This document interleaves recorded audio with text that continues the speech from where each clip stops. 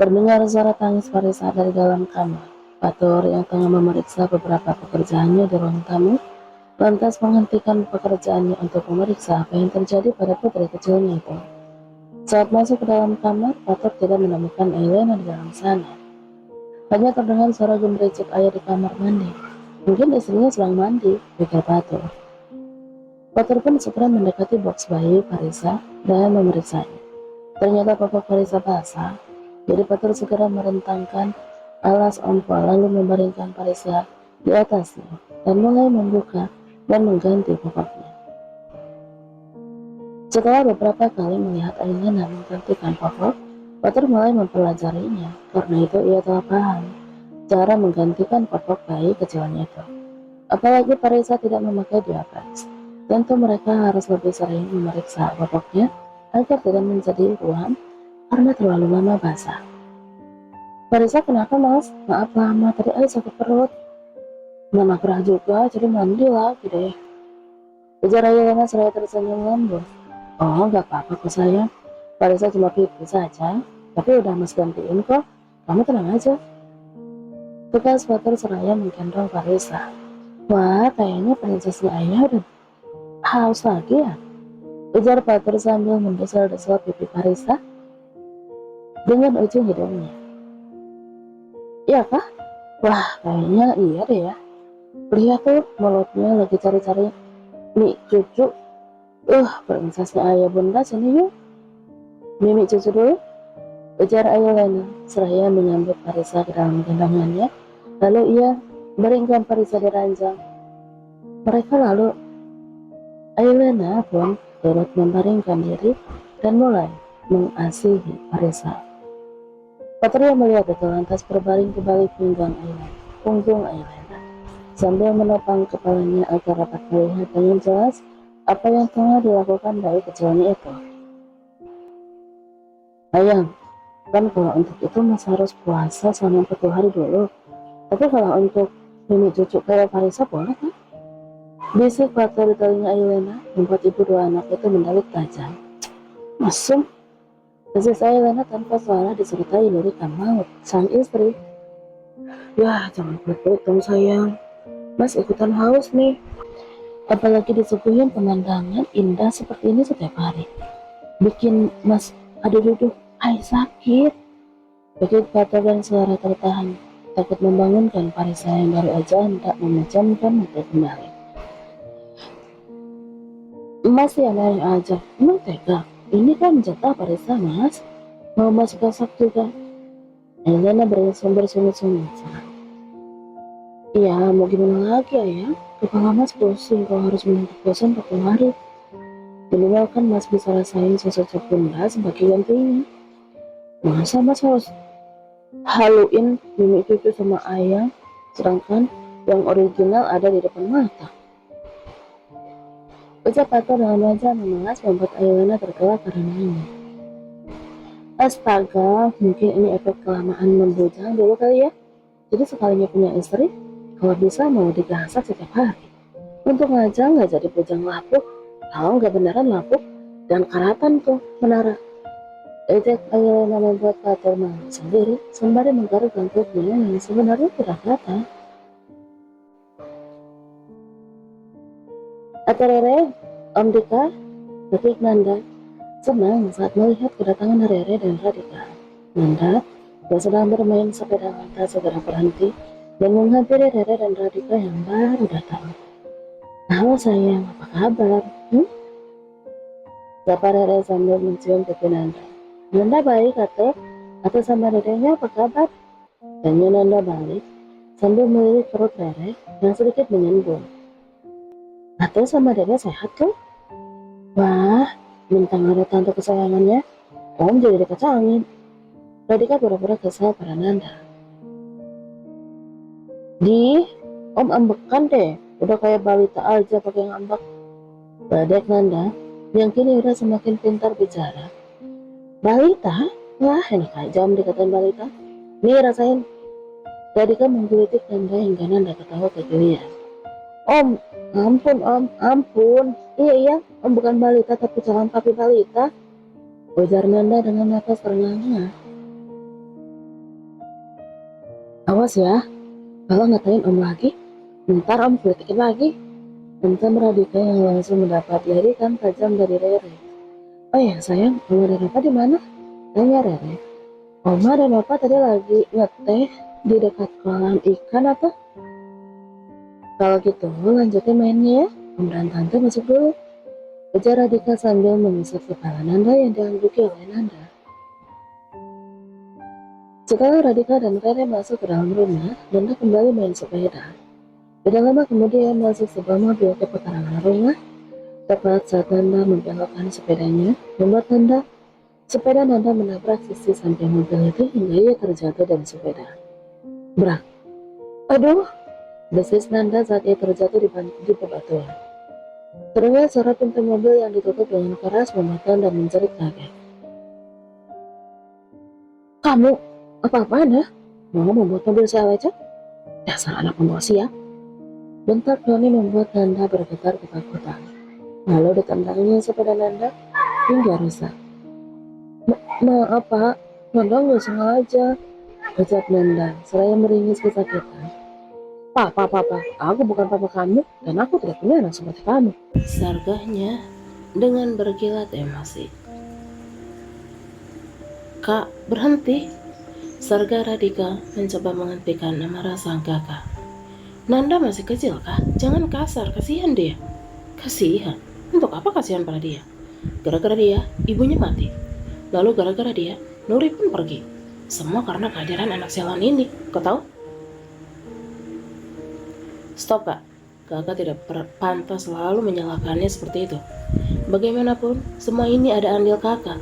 Mungkin ini karena kakak telah menelantarkan anak kakak sendiri. Jadi kakak harus belajar menerima semuanya dengan ikhlas. Siapa tahu dengan sikap kakak yang melembut kepadanya, Kak Nuri bakal kembali lagi.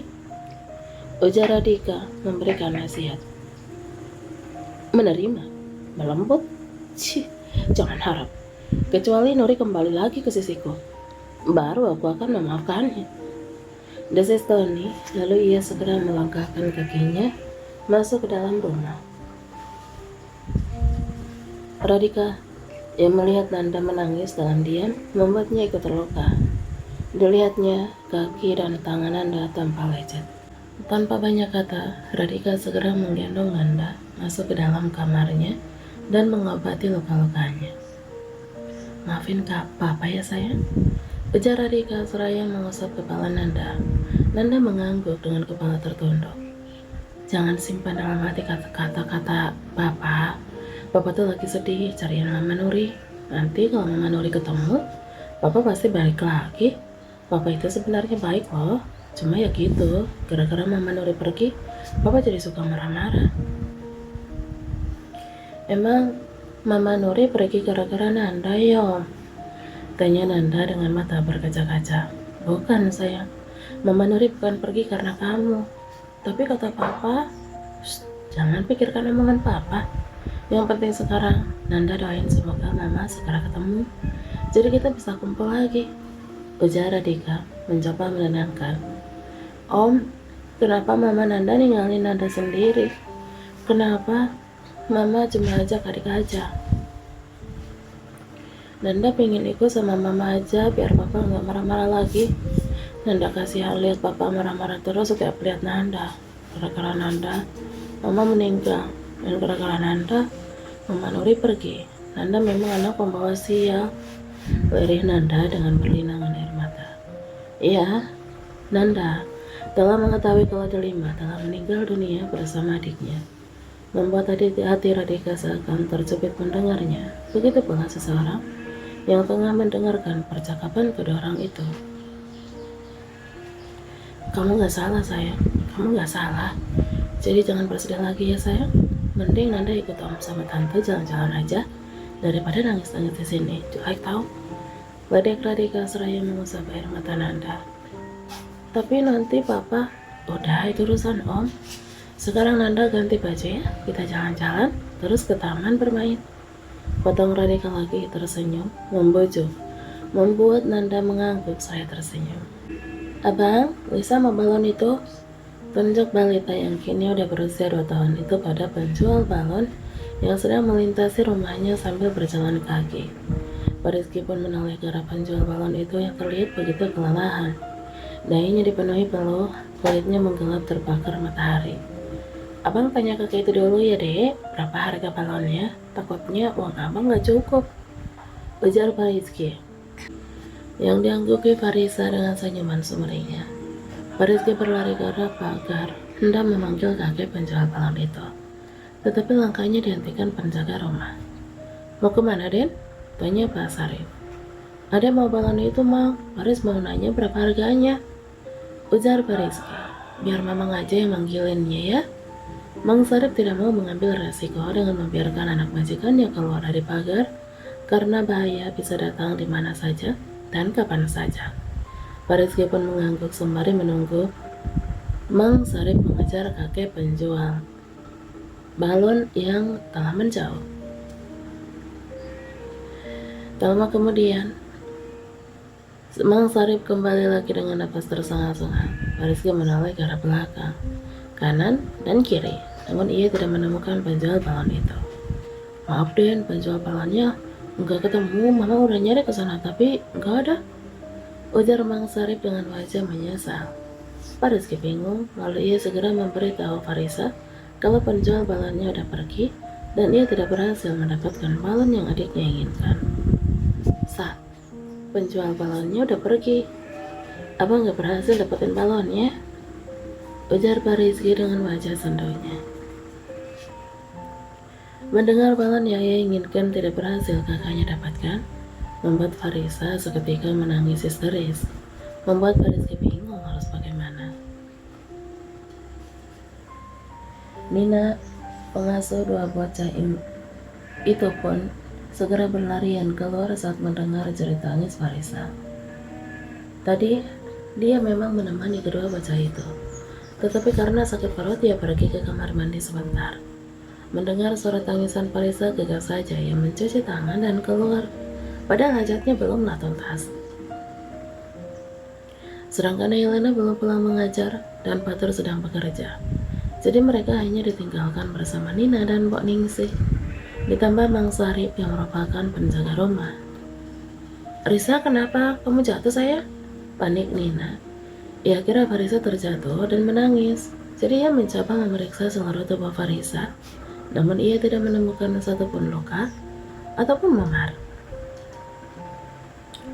Risa nggak jatuh, Tante, tapi mau balon. Mang Sarip udah coba kejar, tapi yang jual udah hilang, gak tahu kemana. Apa kakek itu dimakan hantu ya Tante? Tanya Rizky dengan wajah palasnya membuat Nina tergagah. Siang-siang mana ada hantu Faris, sahut Nina. Oh, jadi kalau malam ada ya Tante? Tanyanya polos membuat Nina gemas. Ih, kamu ini, adiknya lagi nangis nih. Sayang jangan nangis ya. Nanti kalau penjual balonnya lewat lagi, kita minta Mang Sarip panggilin, terus kita beli, ujar Nina mencoba menenangkan. Entah mau, Lisa maunya cokala, tolak Barisa sambil menggelengkan kepalanya cepat. Tapi penjual balonnya udah nggak ada, jadi gimana dong? Bojok Nina lembut. Diangkatnya tubuh mungil Barisa dan ditepuk-tepuknya punggungnya agar merasa tenang. Lisa mau balon, maunya cokala, rengek Farisa membuat Nina bingung sendiri. Tapi terdengar suara klakson mobil dari luar pagar membuat ketiga orang itu mengalihkan pandangannya ke arah gerbang masuk. Mang Sarip yang udah hafal siapa pemilik mobil pun segera membukakan pintu gerbang dengan lebar. Rizky yang melihat mobil itu masuk sontak tersenyum dengan lebar. Berbeda dengan Farisa yang masih menangis sesekukan di samping Rizky. Setelah mobil terparkir di tempatnya, pemiliknya pun segera turun dengan senyuman lebarnya. Rizky segera berlari saat melihat orang itu merentangkan tangannya dengan lebar. Ayah, teriak Rizky saat melihat sosok itu. Rizky pun langsung masuk ke dalam pelukan laki-laki itu. Didekapnya tubuh Rizky dengan erat sambil menciumi pucuk kepalanya. Hai boy, kangen ayah? Tanya lelaki itu. Pak Rizky mengangguk antusias sambil melingkarkan tangannya di leher laki-laki itu. Lelaki itu pun mengangkat Pak Rizky ke dalam gendongannya. Faris kangen ayah, kangen banget. Aku baru datang. Beberapa hari kemarin kemana? Tanya Faris yang antusias membuat Adnan terkekeh. Ya, udah sejak hampir 2 tahun yang lalu, Adnan keluar dari penjara. Sejak itu juga, Ailana mulai mengenalkan Fariski dengan Adnan sebagai ayahnya. Awalnya Fariski merasa bingung, tapi dengan perhatian Adnan, membuat Fariski senang dan nyaman. Ikatan antara ayah dan anak itu ternyata tidak dapat dipisahkan. Adnan juga sering mengunjungi Fariski di setiap waktu senggangnya. Semenjak menjadi narapidana, Adnan diberhentikan secara tidak hormat dari pekerjaannya. Ia hanya bisa menerima dengan pasrah sebab itu memang kesalahannya sendiri. Sekeluarnya dari lapas, Adnan memulai kembali lembaran baru dalam hidupnya dari nol. Ia pun membantu mengurus usaha ayahnya yang berupa toko perlengkapan elektronik. Tidak ada orang lain yang bisa membantu ayahnya selain dirinya. Rere sibuk mengurus rumah tangganya, jadi hanya tinggal dirinya saja yang bisa diandalkan.